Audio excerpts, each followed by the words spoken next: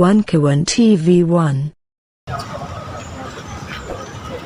Selamat siang kawan-kawan. Aktivis Prodem ke gedung Yanduan Propam Polri ini itu dalam rangka memberikan laporan terhadap gratifikasi atau suap atau penerimaan uang koordinasi yang disebut sebagai uang koordinasi kepada Kabareskrim Komjen Agus Andrianto.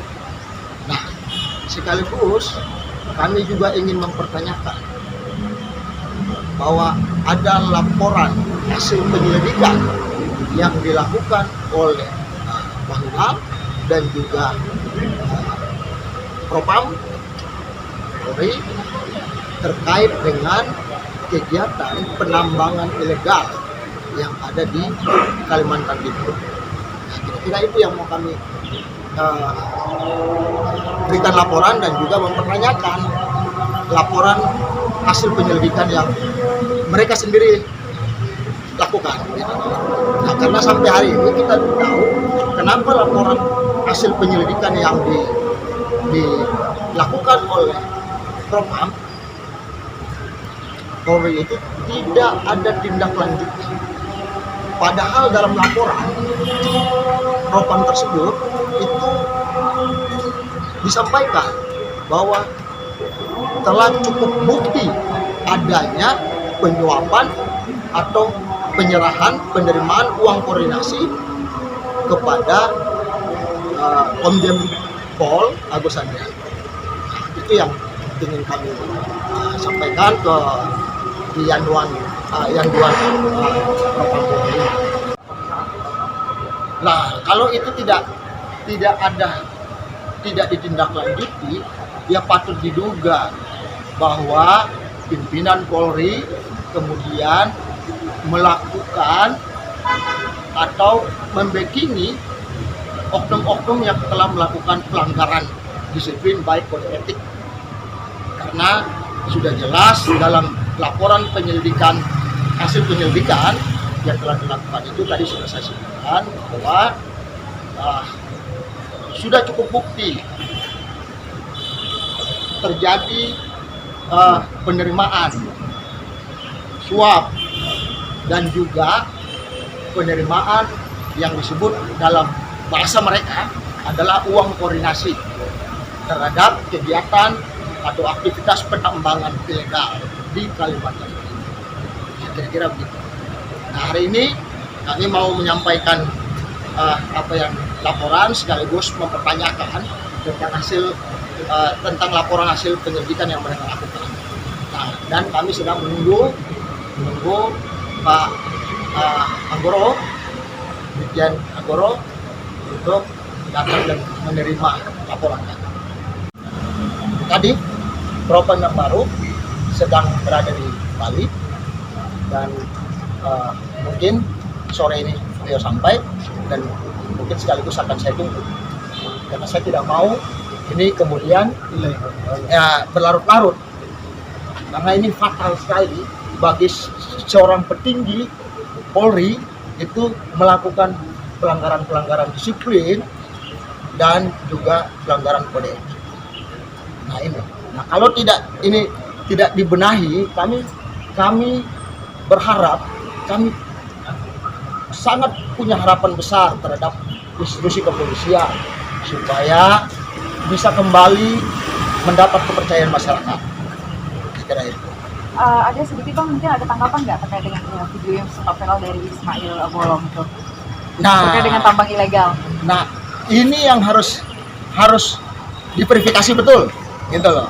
Nah, saya sudah nonton semua video, termasuk yang dia minta maaf juga. Termasuk yang dia minta maaf dengan angle yang berbeda-beda, gitu loh. Yang disebutkan bahwa pada saat dia melakukan permintaan maaf, dia menyatakan bahwa dia dalam tekanan. Terus kemudian dia sudah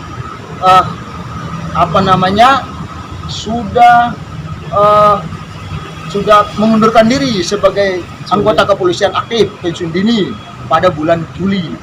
Nah, ini patut kita diverifikasi datanya kebenaran daripada pensiun dini ini, karena ini tidak logik.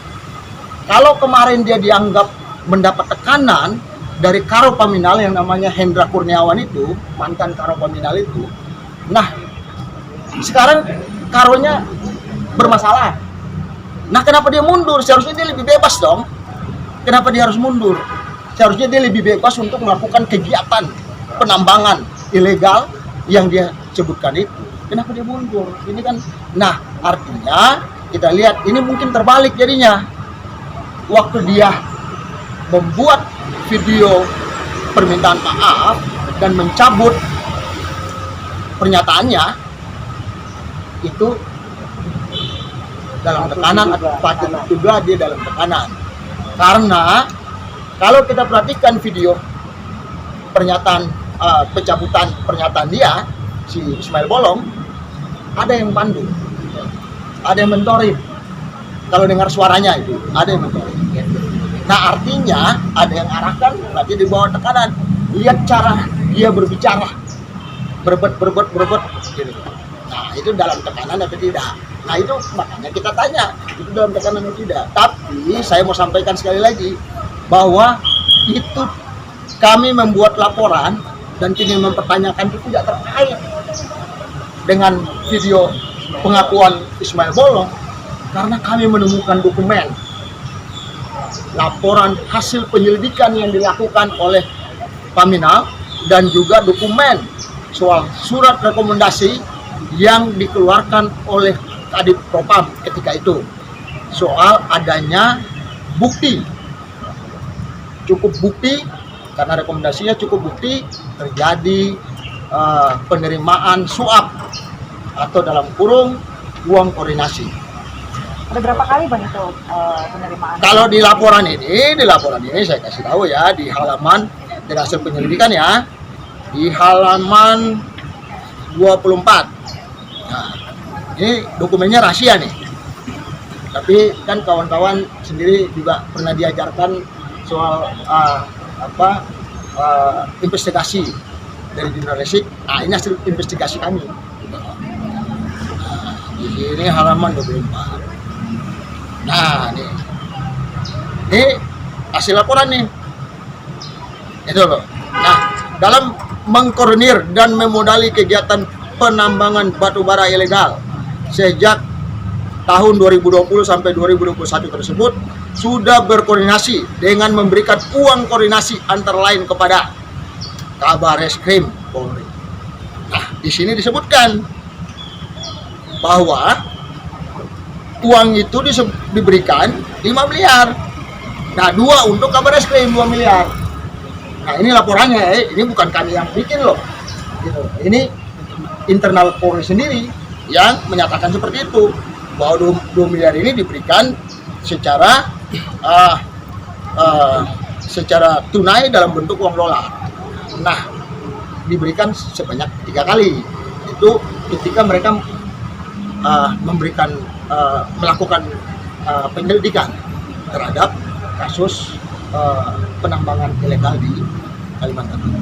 Nah, ini disebutkan semua. Nah, termasuk kemudian saya sebutkan di sini, ini sampai ada gambar-gambarnya semua. Nah, waktu mereka melakukan penyelidikan di sana. Nah, ini laporan. Itu pada saat penyelidikan ya Pak? Iya, penyelidikan yang dilakukan bulan Februari. Gitu loh. Nah, ya. Nah, ini ada dokumennya kami dapat. Gitu loh. Nah, di sini, nah, lihat di poin 3, ditemukan cukup bukti adanya dugaan pelanggaran oleh anggota Polri terkait penambangan, pembiaran, dan penerimaan uang koordinasi dari para pengusaha penambangan batubara ilegal yang bersifat terstruktur dari tingkat Polsek, Polres, Polda Kaltim, dan Bareskrim Polri. Nah, ini temuan mereka, hasil hasil laporan penyelidikan yang dilakukan oleh internal Polri lewat Paminal. Nah, kemudian dikeluarkanlah rekomendasi oleh Paminal. Nah, ini. Nih. Nota. Nah, nota dinas ini. Penyelidikannya nih. Nih. Nah, sudah ada nih fakta-fakta di atas dapat disimpulkan terkait.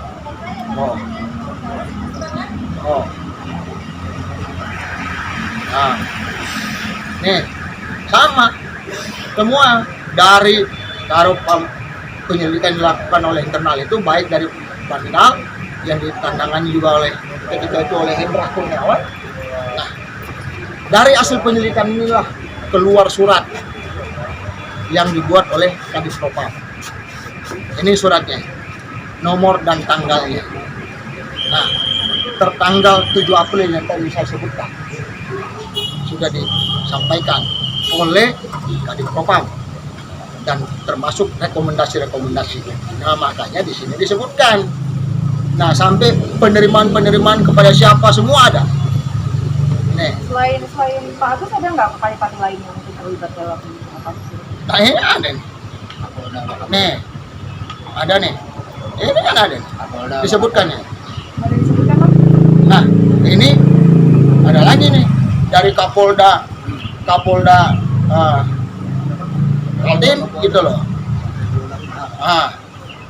Ini banyak sekali gitu loh. Makanya disampaikan tadi bahwa ini terstruktur mulai dari tingkat Polres, Polda sampai Bareskrim. Nah, itu yang disebutkan. Sebaiknya langsung laporan ya, Pak ya? Iya, dan kami melaporkan Agus Andrianto supaya nanti, karena dia yang paling tinggi, nanti dia yang tahulah anak buahnya siapa aja, kan gitu. Karena kemarin kayak Sambo ini ketahuan sampai ke bawahnya siapa yang berkoordinasi sama dia, kan begitu. Jadi kita tidak ini karena ikan tuh busuknya dari kepala, bukan dari ekor. Jadi makanya kenapa kami ingin melaporkan kembali Komjen Pol Bapak Kabar Eskrim Agus Andrianto ke gedung Yanduan Propam ini sekaligus mempertanyakan hasil penyelidikan mereka yang mandek. Saya kira begitu. Oke. Nah, ini lengkap nih. Oke, mantap. Nah, lengkap semuanya. Laporannya lengkap. Nah, ini tantangan ini oleh Ferdy Sambo. Saya juga menyesalkan kenapa Ferdy Sambo ini tidak mengungkap ini ke publik. Gitu. Nah, ini jauh loh sebelum kasus yang terjadi pada Ferdy Sambo. Jadi tidak mungkin kemudian kita menganggap bahwa kasus ini direkayasa. Karena kasus penyelidikan ini dilakukan jauh sebelum peristiwa kasus Duren 3.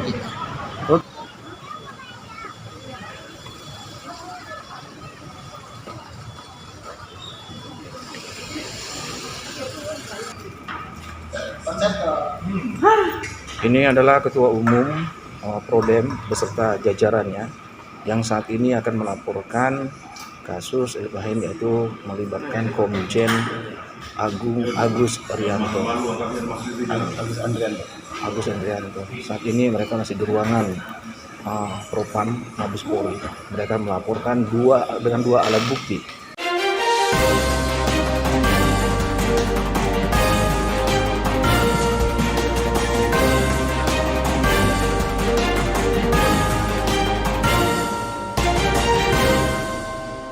One K1 TV1